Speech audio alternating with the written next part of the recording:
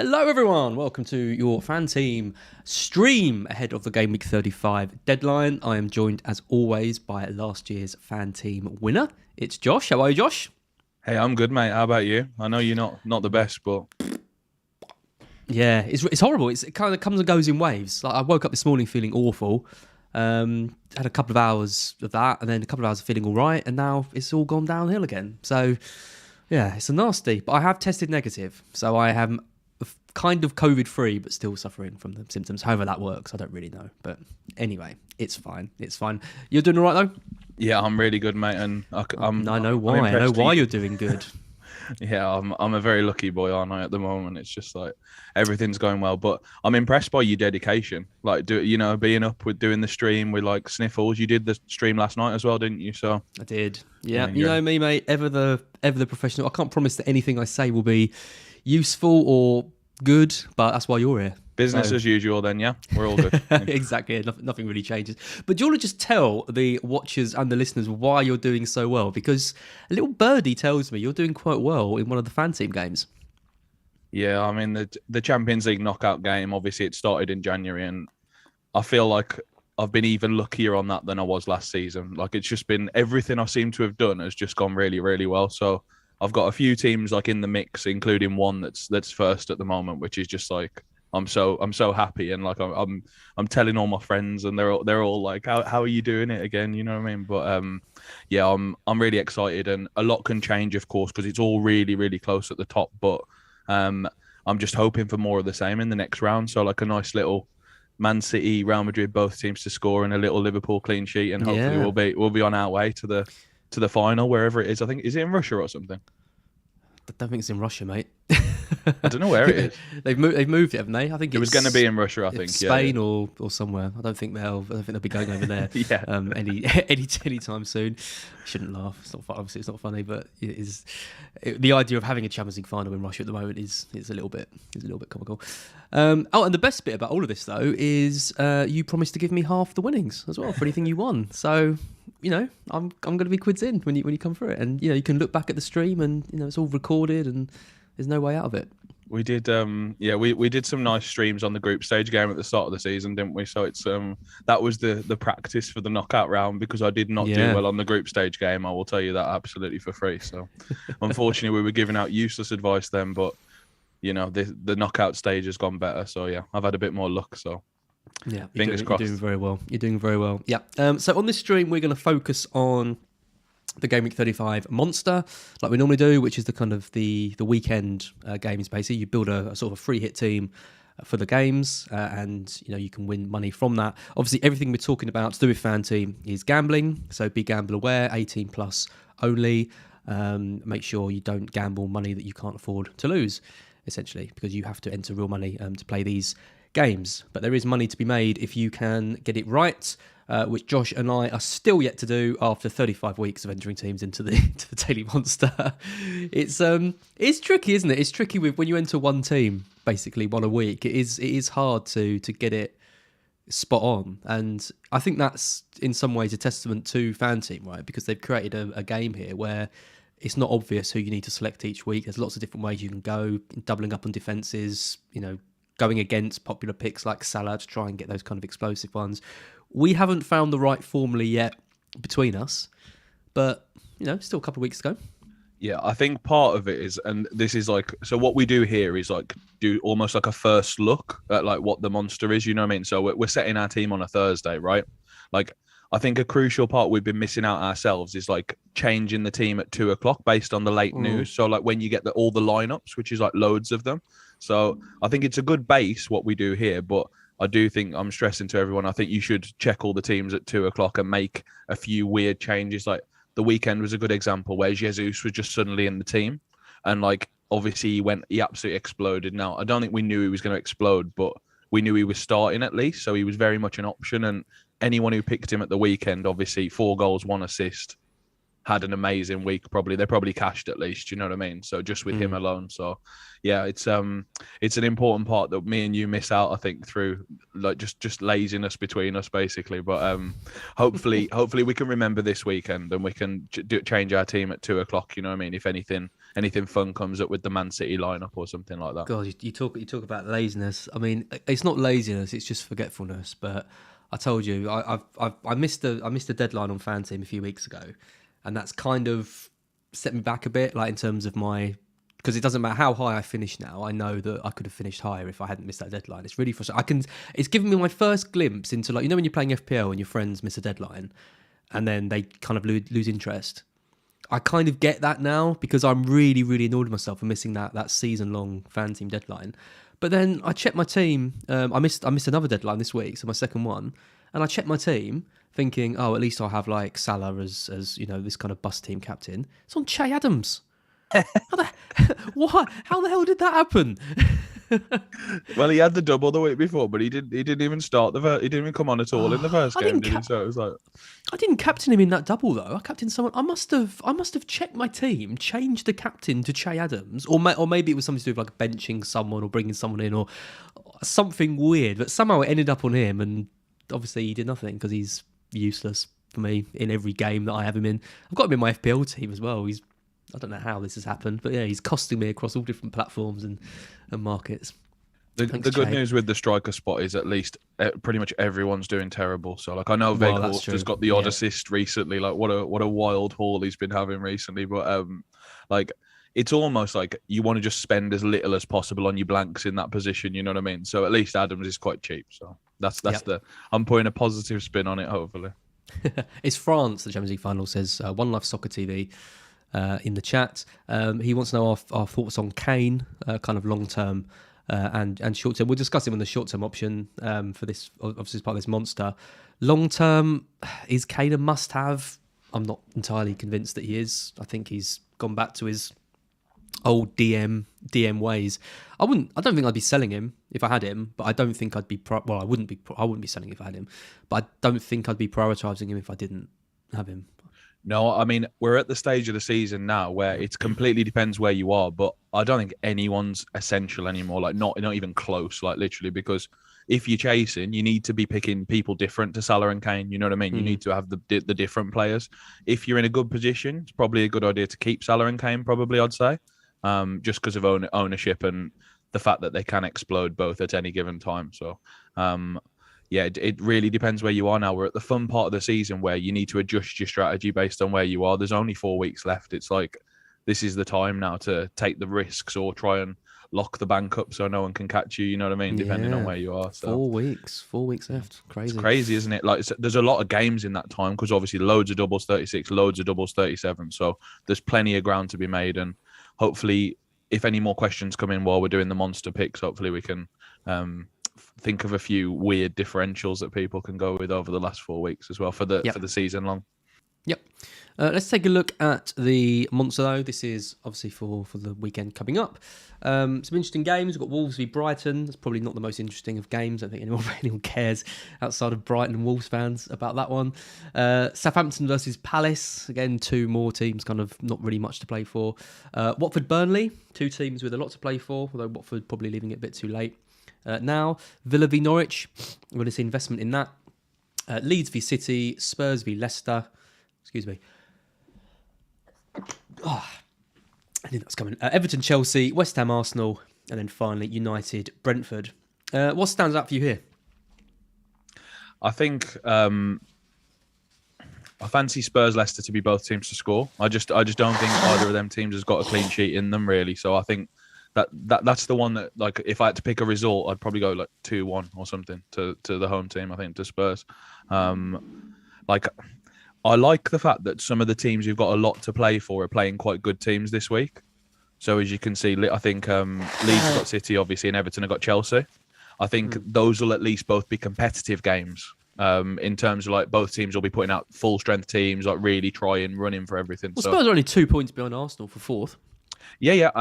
I think Spurs will win that game, especially after Leicester have to play tonight. I do think Spurs will win that game, but I don't see them having a clean sheet in them still. I don't think they're solid enough defensively. Like, they're really struggling in the wing back area at the moment, aren't they? As well, with let's face it, like not their first choice wing backs. So I I still fancy like a second or half string Leicester team to score, I think, in that game. But They are the worst team from an attacking sense, Leicester, over the last 6 weeks. They're bottom in terms of the chances they've created. And part of that comes from the fact they've rotated so heavily and haven't got this kind of settled side. But yeah, I do kind of agree. Spurs have been okay defensively, but you look at the defence and you think, surely they can be got at, especially if Vardy's back.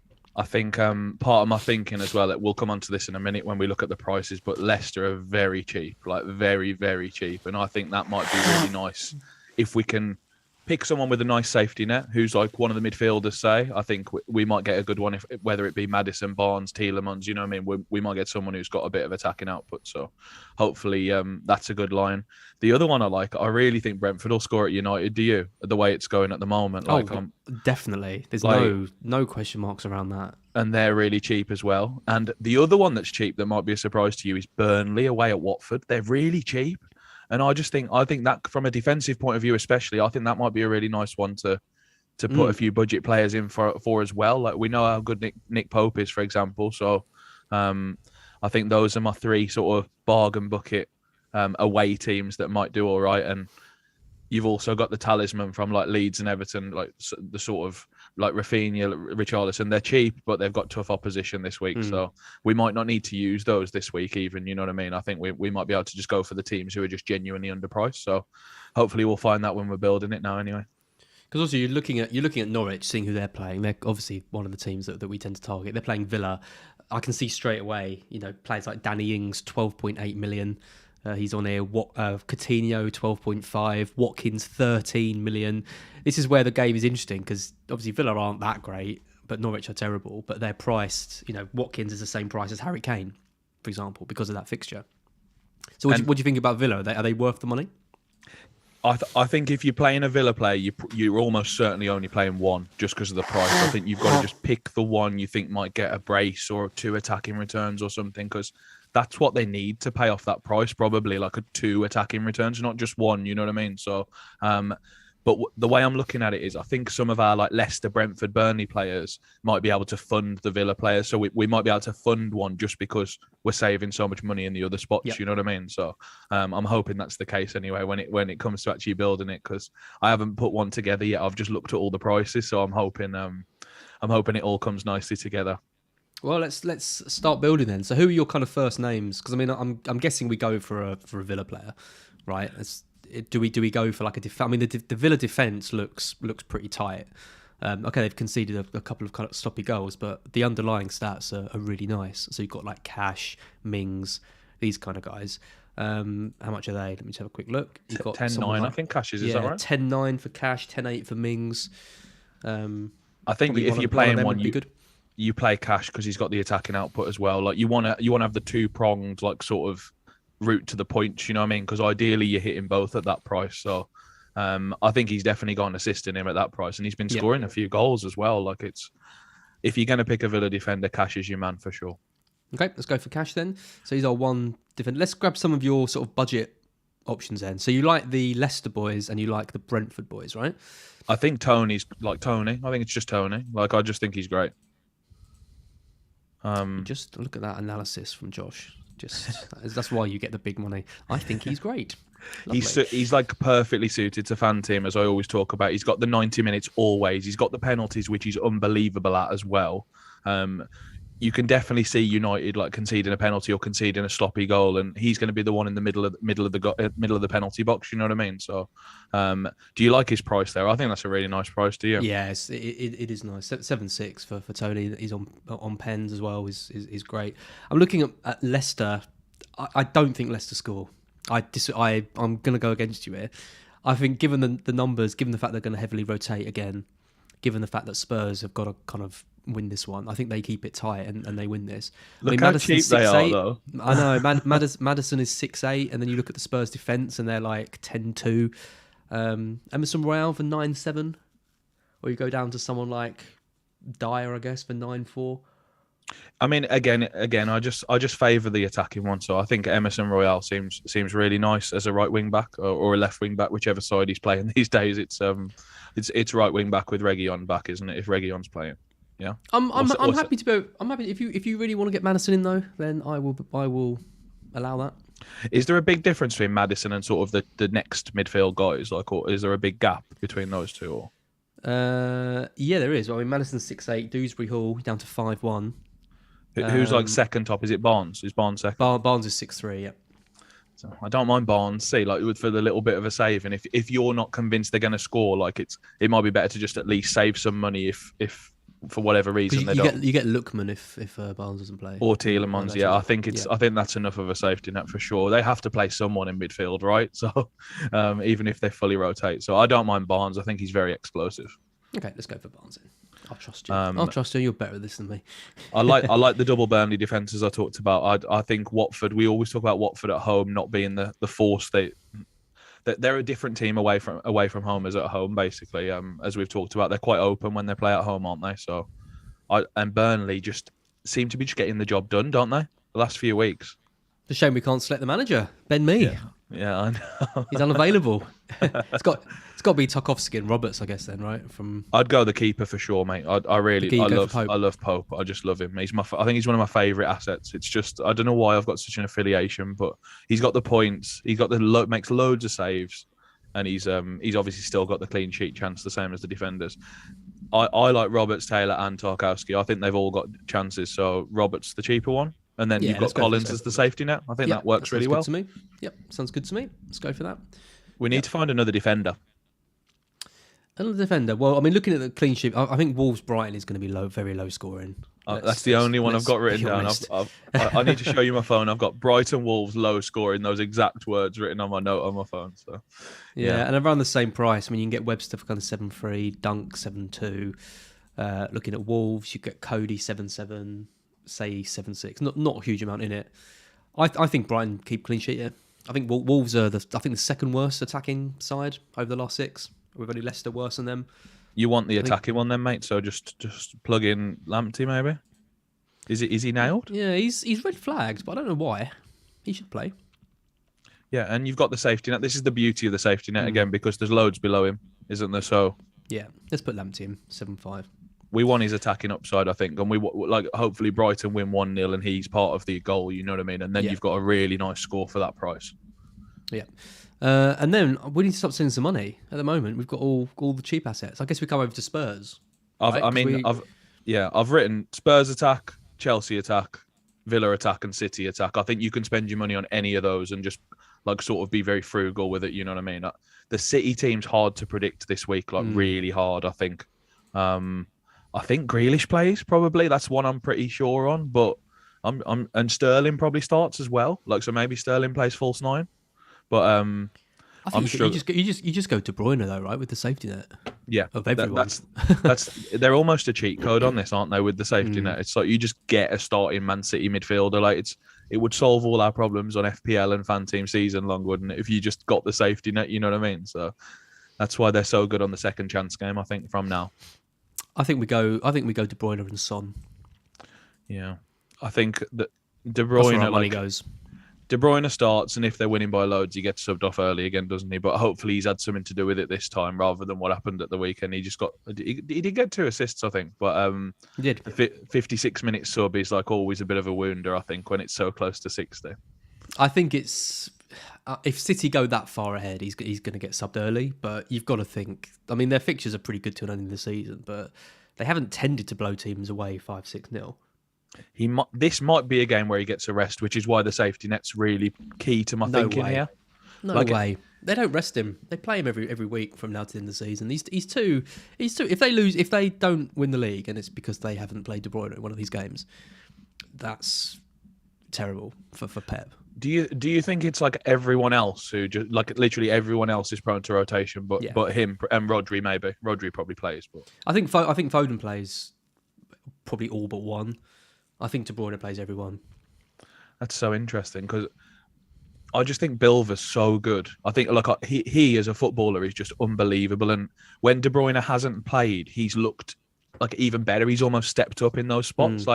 I just think there is a chance that happens in one game that Bilva just plays. Look at that Watford game. I mean, De Bruyne misses the semi-final, so he's obviously injured because they would 100% have played him in that if he'd been even remotely fit. First chance they get, they play him against Watford. okay, they'd give him 15 minutes, but they're not giving him 15 minutes if they're not 3 or 4 up at that point. If it's 1-0, he stays on for probably 70, 80.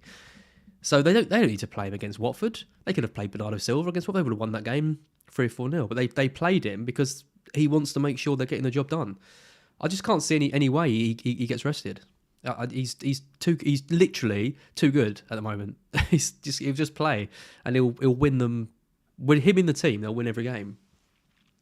That's it. I think you've convinced me. I think that they have got a lot of names, but maybe he's just the one who doesn't, because like even in Foden's position, they've obviously got Raz who can play out there very nicely on the left hand side. Like they've got options in every spot. Like I was thinking about it on Tuesday when I was trying to build my Champions League teams. Actually, I was like, who can play in each spot? And they've literally got 2 or 3 for each position. It's just it's ridiculous. It's absolutely wild. Like, because it is. They're also interchangeable as well. They all will just play different positions. And then I was thinking about if they didn't have a right back for midweek, because obviously they had the right back crisis with Stones out, Walker out, Cancelo suspended. And then they ended up getting Stones there, but like he clearly wasn't fit. Like he was like very much half fit, if that kind of thing. So I was thinking, will they just play Bernardo Silva at right wing back? They can just do whatever. They can just do whatever they want. Their team is so transferable and interchangeable. Like everyone can play a couple of positions, and it's so powerful when you've got that flexibility. Like, and you're spending a load of money on them as well. You just got like the perfect combination of just the super team, basically. It's why Potter, I think, obviously I'm biased being a Brighton fan, but Potter is very good at that as well. He's very good at creating this kind of fluid dynamic where kind of everyone can play everywhere. Like you see Mwepu playing up front or dropping into midfield. You see Cucurella playing at centre back or on the left. You see players like looking like they're completely out of position, but because his tactics are so fluid, they're not really playing out of position because everyone knows their roles and knows where to be. And that kind of management style is really successful. The problem with Brighton is we haven't got the good enough quality players to be able to implement it. But you imagine someone like Potter being at a side where they can bring these tactics in, and he'll do an amazing job. I've no doubt, because it's from the school of Pep, right? It's that kind of just really clever style where when you've got intelligent players that can do it, it works really well. Anyway, I think we keep doing it. We've got what, three more spots, 11 million a spot. I don't mind a Chelsea attacker against. Is it Everton or Leeds? It's Everton, right? Like Everton are not good defensively. Like they looked okay on the counter attack against Liverpool, specifically Anthony Gordon only. I mean, we're talking about one player basically who looked absolutely unbelievable when he was going forward. But defensively, it was shambolic for one of the goals. I think the first goal was really nice. The second goal was where Diaz overhead kicked it like against the floor basically, and it landed. Yeah. Just like some of the defending was still like Liverpool were very open, and Liverpool got in behind quite a lot in the second half. So, and I think at home Everton have probably got a bit more impetus to go forward as well, to attack even more, because this is a game where they might think they can nick a draw, or especially with they can with the way Chelsea are playing at the moment. But you've got to think Chelsea are going to score in this one. I think this is a both teams to score game. Honestly, I think both teams will score in this game. But so do I. I favour a 1-3 to Chelsea, like a 3-1 to Chelsea or something. So we might want a piece of that still. Maybe stick a Mount and a Richarlison in then. Yeah, it's a nice way, and then we're gonna have too much money, I think, but that's never a bad thing. 14.1, can have whatever we want. Could grab Kane. Great record against Leicester. Yeah, it could be a Kane, could be a City midfielder again. It could be is De Bruyne the most expensive mid? He is, right? He is, yeah. Yeah. So again, we'd have a bit spare, but not a bad thing. So our team at the moment, this is with an 11. We've got a bit we can upgrade potentially. We've got Pope and Roberts, the two Burnley boys. Cash, Lamptey, Barnes, De Bruyne, Son, Mount, Tony, Richarlison, and Kane. I mean, Barnes to me is the weak link. I agree with you. I agree with you in terms of now we've got the money. I was trying to save some money, but I don't think we need it anymore. We need the saving. You know what I mean? So for 7-2, you're looking at Boomer. Yeah, double Brentford. That shows how confident we are. Well, I think maybe we just move Barnes up to Maddison, because I think Maddison's a better pick if they both start. And then you've got the safety net of Barnes anyway.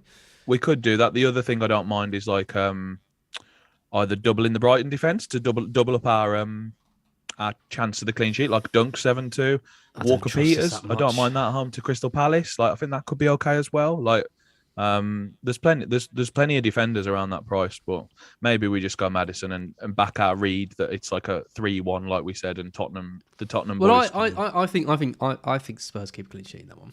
That's my. We have to get rid of Madison then on that basis, don't we? Because like, he won't get any points. Yeah, but you seem more convinced than me, and you're better. I like Dunk and just doubling it and going for the 1-0 and just hoping it's 1-0. Let's do that. Pairing it with Lamptey, Lovely. Maybe Lamptey puts it on Dunk's head. Who knows? That'd be sweet, wouldn't it? Okay, so that's Pope, Roberts, Cash, Lamptey, Dunk, De Bruyne, Son, Mount, Tony, Richarlison, and Kane. Captain, I guess we're between De Bruyne, Son, and Kane, right? Yeah, I think in this spot where you go for the double Spurs attack, I think you put it on one of them because you've got both of them. So if one of them hits, the other one might get the assist. You know what I mean? So you sort of really backing it even more. You know what I mean? You're going all in on Tottenham, I suppose. I do think they'll score 2 or 3 goals. So I like Son. I think in a home fixture, I always prefer Son. I think because his home record is unbelievable. He's just like he didn't do it against your boys though, did he? A few weeks ago. Nope. Everyone thought they were going to smash us, and yeah, that was the performance, right? That was when I saw the lineup and thought, oh my god, what are we doing? We've got no striker, we've got like no centre backs. This is chaos, and that's that kind of fluidity that is really hard to play against when everyone knows their positions and how to play. That was one of the best performances we've had all season. That win against Spurs. Played that really, was like really well. It was like as comfortable as it gets really for an away performance like that. Like it was. I was going to say you did a job, but I don't think that does it justice because like you were the better. Like you 100% deserved the game. It wasn't even a debate. Yeah, it was like absolutely convincing Brighton win. Yeah, so I was really shocked with that result. I thought it might be like a 1-1 maybe or something, but to win 1-0 and then barely have a shot is just like fair play. Like it's a great result for you boys. It propelled you up a bit, didn't it? So it did. Yeah, I mean the Arsenal was Arsenal before. Or after? Yeah, it was Arsenal before, I think. They were one after the other anyway. Yeah. So 2 amazing away results. Just like fair play. Like well done to the Brighton boys. Yeah. And then we need the same again. Yeah, I mean Wolves. I think it's going to be a low-scoring game. I can't. Neither team is capable of scoring goals. Essentially, the stats indicate Wolves are the worst defensive side. I think Brighton are slightly better defensively as well over the last few fixtures. So. Yeah, probably a 1-0 Wolves, but we'll back Brighton. We'll back the away team in this, and we go for Son. My big regret from last week, by the way, I've got to mention it because Ward-Prowse's brace, I had none of him last week on the Monsters. I had absolutely none of him, and I was like, oh god, like the 1 week it hits like the free kick goal, and then the goal. You know what I mean? He's so good. I love him. Ward-Prowse and Sarr, they're your boys, aren't they? He was really cheap last week.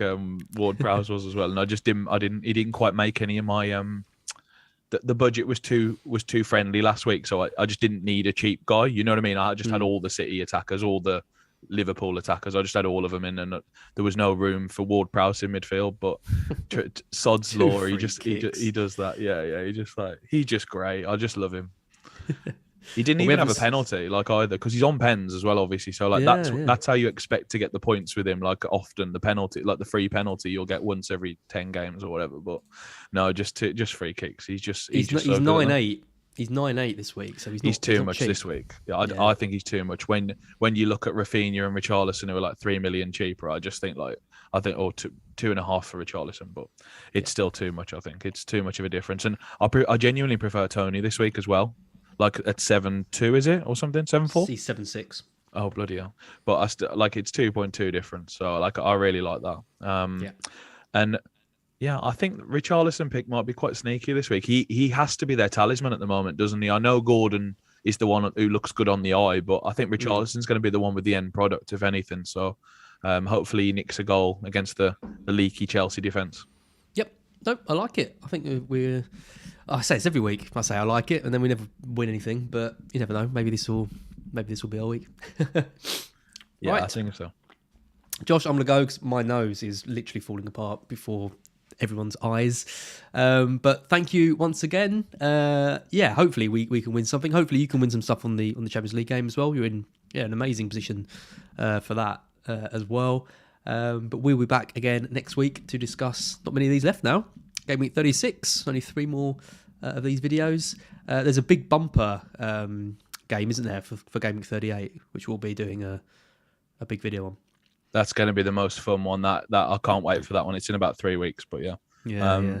All the fixtures. Yeah, it's just all at once as well. So when the 2 o'clock thing I was talking about, where you get the team news now before, it's carnage for that last game of the season, because there's going to be 4 or 5 weird team sheets that everyone's just like, what has happened there? Like, why are Southampton playing their under 13? Do you know what I mean? So like, we'll have that. We'll be able to pick a team like a few days before that, and hopefully the chaos will then ensue after that. So yeah. Yep. Awesome. Lovely stuff. Well, we'll be back next week. Thanks everyone for tuning in and for listening on the podcast as well. And we'll see you soon.